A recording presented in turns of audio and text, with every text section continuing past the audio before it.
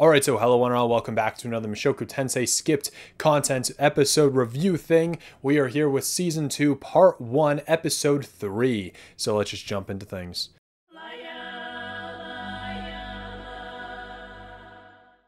And so we start things off with not only spring passing, but a whole year has passed since Rudius has arrived in Rosenberg. Although he should have left by now, he simply hasn't. And although he should be working with other parties other than Counter Arrow, he doesn't. He might as well just be a part of their party at this point. Both he and Sara are quite close now as well, telling each other stories of their pasts. We get a bit of that in the anime, and I've gone over the gist of it in the past couple episodes. Sara grew up in the Millbots region close to the Asura kingdom, which was ruled over by the Noto's Grey Rats, and they did nothing about the monster infestation that killed Sara's parents when she was just 10 years old. Instead of the government helping the city, it was various adventurers that did. Counter Arrow had formed that day. And so since Timothy and Suzanne were a part of a party, and Mimir and Patrice were in a party of their own, out of all the adventurers that have survived the attack, they were the only 4 individuals left alive, and so the 4 of them together came to form Counter Arrow. Sara was quite skilled with the bow and soon joined them when she grew in rank. When Counter Arrow started, they were a D rank party, and soon after Sara joined, they rose to B rank. They had basically cleared through every single quest in the area and could either go north or south. However, they were already operating in the Donati region, which was close to the Northern Territories, and it's the Northern Territories that Timothy had grown up in, so they decided to go north. As Sara explained her backstory, Rudius does wonder if Soros and the Boreas family were actually involved that day because they were involved with the Noto's Grey Rats after all. But of course, Rudius doesn't mention any of this to Sara in his connections to these Grey Rats, but he does say that there could be valid reasons left unknown as to why they didn't save the village. Perhaps they had their reasons. But anyway, they go on a date. And it's at this moment that Rudius realizes that Sara likes him. He worries about what to wear, but decides to play it casually, and she doesn't necessarily dress up, but you can tell that she put effort into how she looked. She definitely looks better in the anime than how she's described in the books. However, much with like every other girl Rudius had swooned, it's through crisis bonding. Sylphie was getting bullied and then Rudius saved her. Eris was trapped in some unknown continent and then he saved her. Although to be fair, she did like him a little bit before that, but still. And now Sara almost died to a treant, but then he saved her. He needs to stop emotionally manipulating these women, god damn it. But he doesn't necessarily like Sara himself. He doesn't dislike her, but he doesn't want to get hurt again, and so he's going to take things slow. Anyway, they decide to head for a place called the Remate Store, owned by a wealthy company residing in the Asura capital of Ars. And it's likely that Bruno, the traveling merchant there, that we've seen a few times now, was transporting his goods to that store.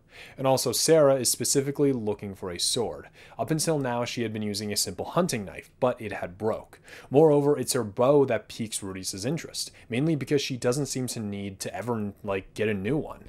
And it's revealed that she actually makes her own bows from treant branches. Most equipment and weapon stores don't sell bows, but many other stores will sell wood, so she handcrafts her bows and arrows. However, it's the sword that she'll need to buy, and that's of course the point of their date. And the Remate store had many magical implements that were imported from Asura. The quality of items for their price wasn't good in comparison to those in Asura, however the selection here was much better than in Asura, oddly enough. But looking through the shop, they sold basically every weapon that you could hope to find, except for spears and lances, because if you remember, they're associated with Superd's devil spears. But overall, the date itself isn't really worth mentioning. They compare different blades for her to buy, and that's about it. However, I guess we do learn a couple things. Some important, some not, but it's all interesting to me. First is Rudius actually has a knife himself, and he got one somewhere in the Demon Continent but replaced it when he got to the King Dragon realm, which means that it's almost 2 years old now, and then he's thinking of getting a new one. But they window shopped a magical tools shop which sold, well, magical tools and armor, basically.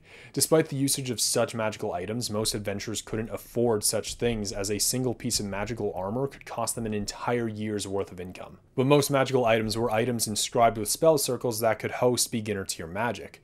Magical items were still mostly crude and are currently in the process of being developed overall. For example, there was such a thing as like a modern lighter in this world, in the shape of a magical item, in the shape of like a giant fist. It's not exactly practical. And I guess I should say most most things involving Sara will have Rudius compare her to Eris in ways to prove that they're similar, but also in ways that they're opposites. He does compare her to Sylphie at one point, which shows that Sara seems to be like a mix of the two characters, and there's probably some Roxy in there as well. So to say that Sara is an Eris clone, as some people claim, I don't think is exactly accurate, although they are designed to be compared and contrasted with. And now, a little bit later, at the bar, Sara is drunk and wants to do some stuff. As they walk down the street, arms linked, Rudius feels something's off. Just like when he was healing Sara when she was barely clothed. Something's lacking. But as Rudius was entering the inn, the owner looked surprised and snickered before dipping into the kitchen for a moment and tossing Rudius a small flask of what was likely expensive alcohol. You know, the inn owner's a bro. I like him. He's a chill guy. But the scene following goes very similarly, actually. I just prefer the wording of this one a bit more, though. Normally, in this type of situation, my member would be saluting proudly, as if it had been awaiting this moment. This was my son, my comrade in arms that had been with me for the last 15 years. And yet, he wasn't standing up. So dramatic, man. Anyway, yeah, again, the scene goes how it does. Sara leaves him and whatever, and so then he downs the flask that the owner had given him, and an hour later he's found a random bar, paid an Asuran gold coin, and demanded alcohol and food. This is exactly how he'd lashed out in his previous life, and his parents would be so scared that they would listen to his every demand. So far he'd come only just to repeat history. And there's another line that I like as well here. I took another swig. The alcohol here was fiery hot, going down and strong enough to make your tongue hurt. The taste didn't matter, though. The more I drank, the less I felt the biting cold that had iced me over inside. I don't know, there's just something... The wording in Mushoku Tensei sometimes is just so good. There are some lines... I'll be quoting the book a little bit every now and then, but there are just some lines here that they just work, you know? They're so dramatic. Anyway, then Soldat showed up, Rudius beat him, talked in isolation, and then they went looking for a brothel. Soldat had listed a few different kinds of establishments here. There are the girls who basically just lie there and do nothing. There's places who will let you do things that most brothels won't. There's some that'll satisfy whatever hidden kink you have, and then others that people refuse to talk about. For Rudius' situation, Soldat is simply bringing him to your standard run-of-the-mill brothel. And Rudius questions why Soldat goes to brothels if he has a woman in his party, which is a very strange question. Like, if there's a woman in your party, just have sex with her instead. I don't know, maybe there's different customs in this world, maybe that kind of action is normal, something that Rudius has picked up on. If there's a woman in a party, she is used for everyone's relief, I guess. I don't know. That it is a weird thing to ask. But anyway, we do get some rules laid out by Thunderbolt, the clan that Stepped Leader is in, which again is Soldat's party. If the leader notices any romantic tension between two members, they are immediately kicked out. Absolutely zero romance is allowed, for reasons exactly like with what happened between Rudius and Eris and Rudius and Sara. It just creates a dichotomy in the party and can make things fall apart very quickly. However, much like Rudius' previous love interests, all of them have fallen in love with him due to him saving them in some way, so it's natural for party members in general to fall in love with each other. It's not necessarily, I do joke about it sometimes, that Rudius is like emotionally manipulating the women that love him, but it kind of just happens, right? If you were to save someone, even in our world a little bit, it's save someone from a car or whatever. Shit, there's a whole iCarly episode based on that. I remember that when Freddy got hit by that bus and saved Carly. You know what I'm talking about, right? That shit happens. Maybe not as dramatic in real life, but that's essentially what we're talking about. All my iCarly fans out here, not the new show, not that crap. I don't know about that. Anyway, Soldat explains that is his role as the leader, that you just kick them out. It'll ruin the party's formation, but that's what recruiting, reworking, and practice is for. It's just something that you have to do in this line of work. Anyway, Soldat leads Rudius into a pretty expensive looking brothel called the Blue Rose Palace, and he comments on the quality of the dresses that the prostitutes there are wearing. Soldat explains that they were actually imported from Asura and were actually dresses that royalty themselves would wear. Merchants would avoid taxes and sell them at a decent price by transporting them in separate pieces, then people would sew them together afterwards. I just find it amazing that the author thought of stuff like this. I bet you it's based on real life. I bet you this kind of thing happened in real life, and it's just the amount of research that the author does. Because I feel like that, what were they called? The Galgo Ruins from a couple episodes ago, or last episode or something. They were based on, they seem to be very similar to actual underground cities that we can find in the real world. And it's, I don't know, it's just interesting that the author seemed to have done a lot of research for this show. And I love it so much. And so, like, I don't know if this is, like, with the dresses, if this is realistic. I don't know. But it seems like that the author does do his research and put an effort. So it's just the amount of detail is insane. But anyway, someone named Silence from the Remate chain had come up with the idea quite recently, actually. Remate is the name of the weapon store that came from Asura that Rudius and Sara had shopped in. And this is part of why it blew up in popularity recently. And this makes for 3 different characters named Silent. You have Silent Fitz, Silent 7, and now Silent from Remate. Although I do suspect that this Silent, who helped Remate, and we later find out founded it and created Remate, is probably Nanahoshi herself. This seems like the kind of thing that she would do. She did introduce a lot of things into the Renoa Magic University, which is nearby. Although it is kind of odd that she would help out at a brothel, but then again, she's a bit of a weeb and a degenerate, so I guess it makes sense. It's not entirely out of the question, and plus, it makes you money, and that's all what she kind of prioritized. Anyway, Profen, the manager at the Blue Rose Palace, gives Rudius a rundown of how it works. First, you would pick one of the girls waiting in a chair nearby, and then the price was decided based on the itinerary you decided. There would be a variety of options, but if something wasn't on the list, then it wasn't allowed. Unless you pay extra. Then you'd enter the bath where a couple of younger women would wash every inch of you, including your teeth. Actually, that's what I'm talking about. That's what I mean. Every inch. They'd brush your teeth in other places. These women. I don't know about this. Little sus. But anyway, you would enter the room, and you'd have your fun. Rudius chose the girl that he wanted, whose appearance and name were quite similar to Eris's, and so that chose his girl. They then meet up when they're done. The scene with Rudius and Elise went overall very similarly. As usual with many scenes, the anime simply shortens them. Not necessarily cutting them off, but like, it's usually the beginning or the middle parts that they'll skip, just like this whole brothel scene together, right? We kind of just jumped right to the Elise stuff while skipping all the, like, I don't know, the foreplay, the pretense. I don't know how to word it, but they skip the beginning part that builds up to it. But overall, nothing important here is skipped, but Rudius does suspect that Elise is from Asura based on how she looks. And she talks about her sister, how Rudius had healed her free of charge. I talk about that in a bit greater detail in the previous episode. I think it's the previous episode, where he helped the orphan out in the snow. Most adventurers are rough and mean, and so it's rare for someone like Rudius just to help someone who looked like a poor orphan just out of the kindness of his heart. And it's this conversation about orphans that makes Rudius realize that he'd probably seen a lot of the people here in the brothel before in his day-to-day life, specifically the 2 young girls that had washed him. But this is simply what they have to do to get by. After trying all sorts of things, Rudius and Elise had left the room. Immediately after, 2 young women came running into the room with cleaning supplies, one of which Rudius noticed was Elise's sister, the girl that, again, he healed. And Elise had said multiple times that any of the girls in this place would be absolutely happy to serve him. In one part, it was just lip service, but another part is genuine admiration for Rudius and how he treats the little guy and the people in need. She is, again, kind of just trying to get Rudius to come back, and we are talking about sex here, but it's just like, I don't know, there's something about this situation that I can't really put it into words, but it's just nice, right? It's very wholesome.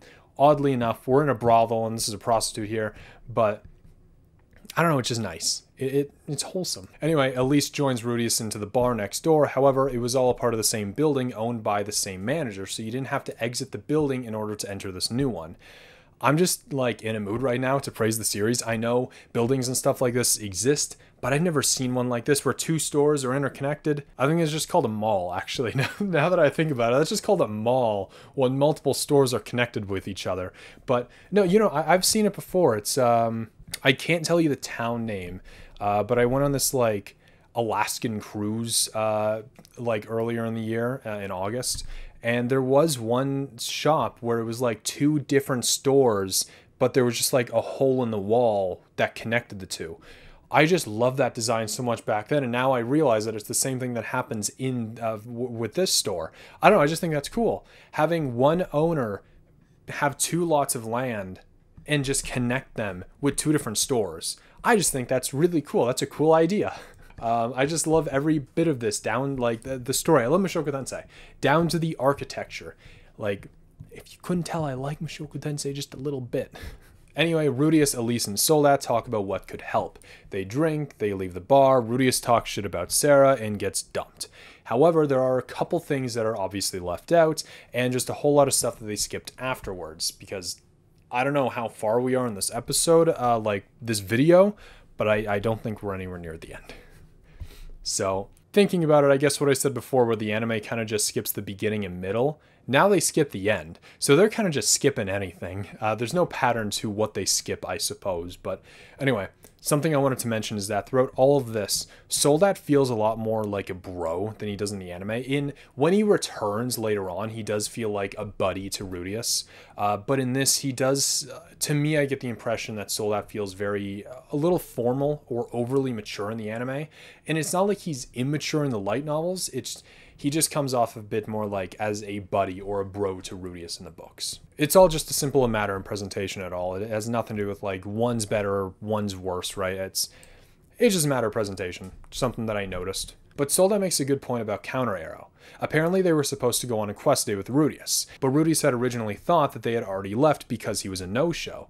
However, obviously they didn't leave yet, because Sara and Suzanne found Rudius, right? Meaning that they stayed behind, again, Sara included, to find Rudius. That meant that Sara didn't hate him necessarily. However, another detail about the scene that was left out was Sara's appearance. Her eyes were sullen and ringed with dark circles, clearly meaning that she had spent the night crying. So she still does care about him. But as Soldat went through the many options for what Rudius should do, he's like, maybe you should go back home to check out your mom and dad. Wait, no, your mom's missing and your dad's in Millis. Ah, shit, never mind. But he invites Rudius to join him in Step the Leader, as well as a few other parties from Thunderball to do this quest with him later in the day. There's a gigantic labyrinth discovered in the Daenerys Dukedom that he wanted to conquer. And this does mean that although Soldat had a pretty big quest that day, he still spent all night helping Rudius. Rudius truly understands now that Soldat is not a bad guy. He can come off as an asshole, but he has really good qualities that counter all of his bad parts, and it makes total sense why he is the leader of such an important party. But anyway, let's go with a huge barrage of stuff that the anime skipped, starting off with Sara's point of view of her story so far. Something that the anime just loves to skip. We've skipped heiresses, we're gonna skip Sylphie's, and now we're skipping Sarah's. Let's go. Anime, show this stuff. I show why people shouldn't be mad at Eris for leaving, because I'm pretty sure people are mad at Eris. Show why people shouldn't be annoyed with Sylphie not coming out to Rudius. Not that she's like, you know what I mean. And show why Sara acted and felt the way that she did. This is important. Okay, I mean, Sarah's not so much. Hers isn't overly important, to be honest. I mean, like in the grand scheme of things, but still, it's somewhat important. It's for the characters. Like, I understand there are things that need to be skipped. 100%. But maybe don't skip some of this stuff. And if you can't fit this all within a 12-episode format, then don't make it in a 12-episode format. Make it longer. I know you have the budget. You created an entire goddamn studio to make Mushoku Tensei and that one weird lolly anime. I don't know what that was about. That was weird. But you can do it. I'm going to stop complaining. I'm sorry. Anyway, on to Sara's point of view. So Sara recalls back to the beginning of meeting Rudius. At first, she hated him as if he were some worthless noble brat. But then the incident with the Luster Grizzlies showed that he actually knew his stuff. The incident in the Galga ruins showed that he was willing to lay his life on the line for Counter Arrow, and of course, the Treant incident where he had saved Sara's life. Although it is true that Sara had fallen for him that night, it wasn't because of that event specifically that had interested her. It was everything before that. Yes, she hated his guts, but at the same time, as time went on, she realized how good of a person Rudius was, and she started caring about what he did and what he said. Although she wanted to reject those feelings, it was that incident that pushed her emotions over the edge. She loved him. She was assertive about it, inviting him to their hangouts and actively seek conversation with him. The more she talked to him, the more her affection grew. Anytime he looked at her, her heart would flutter. She was too embarrassed to confess to him directly, and so that's why she used her life debt as a pretext for sleeping with him. It was when they were doing the deed that she'd confess. And so that's why what didn't happen came to such a shock to her. Although Rudius seemed interested, his body wasn't reacting to hers. With that being her first time, of course she felt insulted and confused. And of course the incident the next day where he'd mocked and insulted her body, it was clear that he just didn't like her. In fact, it was likely that he was lying to her and counter-arrow the whole time. They all hated Soldat, yet there Rudius was, recalling a blast of a night that he had with him, drowning in booze and women and mocking Sara while he's at it. It's clear. Rudius was just an awful guy. I mean, of course, that's not true. Kind of. Kind of. She's only 16, and so that's how she saw everything. Sara didn't know it herself yet, but she had a habit of lying to herself. If she were perceptive and didn't lie to herself, she noticed that it wasn't just her shocked that night. He was also shocked. He wanted it to happen, but it just couldn't. And the next morning, it was clear that Rudius had that night out as a defense mechanism. Talking with Suzanne and Timothy about it, they see the situation more clearly and realize that Soldat might not be that bad of a guy. In fact, what happened is after Era had left the room, she ran all the way back to her room in tears and cried next to Suzanne all night. The next morning, however, Rudius wasn't in the meeting spot. Asking around, they found out that Rudius had gotten involved with Soldat, which made them worried, thinking that the two had got into a fight and Soldat had Rudius hung. But that wasn't the truth. Rudius wasn't the only one hurt that night, and Soldat was there to help him. However, after this conversation with the two, she wasn't exactly satisfied. So Sara went around town looking for Rudius to find the truth from him directly. However, he was nowhere to be found. And Sara had wound up even looking through the red light district in search for him and found Elise. By the way, when Sara slapped Rudius in the books, Elise was there. And so Sara recognized her, and Elise soon recognized Sara. Based on what Rudius had said about her and what she has seen, Elise isn't Sara's biggest fan. Sara asks where Rudius is, and Elise goes what do you plan to do with him when you find him? Back him into a corner again? Sara says no, I just want to ask about yesterday. And Elise explains the situation from Rudius's perspective, and she even talks about his ED. Elise says, look, Rudius is already greatly saddened and upset about the situation. What more do you plan to say to him? Sara goes no, it's not, and Elise cuts her off. She says, if you don't realize how hurt he is, then you are not ready to be his partner. Don't you think that you should give him some space? And so Sara heads back to her inn where Suzanne had heard Rudius just left town this morning and asks if they should head after him. But Sara says no. She instead went to bed, curled up, and reflected on everything. Now she doesn't just feel bad about her own pain, but now she also feels bad about how hurt Rudius was as well. At the very least, she says that she just wants to apologize. And the next time that they meet, she will apologize and be sincere about it. However, that is not all for today because we still have the epilogue of Volume 7. So let's get into that. It had been a year since Rudius had left Rosenberg and joined Soldat. They went from town to town every 2 to 3 months, and Rudius had primarily done the same thing that he did in Rosenberg, join parties, spread his name, whatever. At first, they started in the third largest city in the Duchy of Neris, Pinpin. They went to the capital, Gyurzana, where Thunderbolt's headquarters were located, and then to the city of Caerleon at the very edge of Renoa Kingdom. Although Rudius did wish to go back and talk to Sara one last time, he knew that she and Counter Arrow were holding him back on what he had originally set out to do, and that is to find Zenith. And his name was getting well known amongst these towns, although not so famous that even the escorts knew his name like in Rosenberg, but it's still progress. And that's what Rudius was up to over the past year. But then we cut to a couple guys in the Adventurers Guild located in one of the eastern countries within the Northern Territories. One of them thinks that the country is done for. Rumor has it the Prime Minister wants to go to war, and when a country is backed into a corner and that their leader thinks that war is the only option, you know that things aren't good. The one guy came from the 3 Magic Nations to see how the smaller countries were doing, and it's horrible in comparison. Making a living in the north without any sort of gimmick was nearly impossible. Hardly any crops could grow, very few adventurers passed by, and they had nothing that made them stand out. However, if war were to happen and a new leader were to step in, then change could be made. However, any adventurer caught inside of this country during the war could be wrapped up in it as well, so it would be best to leave for the time being. They then went on to talk about Rudius, where Alina Lise showed up, seduced them into giving her information, and proceeded to go to town on them. As for the future of those men, thinking that they could run into her again, they decided to stay in that country for years on end until war had struck. But that is a story for another time. And that is the end of the episode's skipped content. I hope you enjoyed. So yeah, we got a lot of good, I forget her name, Sara. We got a lot of good Sara stuff going on in this episode. A lot of stuff that probably shouldn't have been missed, but it's understandable because like she's not an overly important character moving forward. I understand that, but also it would just be cool if we had her still, you know, had her like point of view. But that's all. It's whatever. I gave my critique. It's fine. Anyway, I hope you enjoy this video and the skipped content. What do you think about it? Let me know down in the comments below, and give this video a like if you enjoyed it, and subscribe for more Mushoku Tensei content. I'll see you in the next video. Goodbye.